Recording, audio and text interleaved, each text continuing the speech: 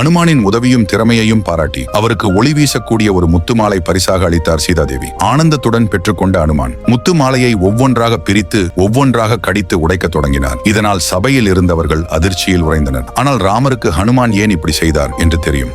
இருப்பினும் அவன் பக்தியை பறைசாற்ற அனைவரின் முன்னிலையில் அனுமனே ஏன் இப்படி செய்தாய் என்று கேட்டார். அதற்கு அஞ்சனை மைந்தனும், பிரபு, உங்கள் மீது அளவு கடந்த பாசம் வைத்துள்ள சீதாதேவி கொடுத்த முத்து மாலையில் உங்கள் இருவரின் உருவம் இருக்கும் என நினைத்து அதை ஒவ்வொன்றாக உடைத்து பார்த்தேன். ஆனால் அதில் ஒன்றில் கூட உங்கள் திருவுருவம் இல்லை. உங்கள் திருவுருவோ பெயர் சொல்லா, எந்த பொருளும் எனக்கு தேவையில்லை என்று கூறினார்.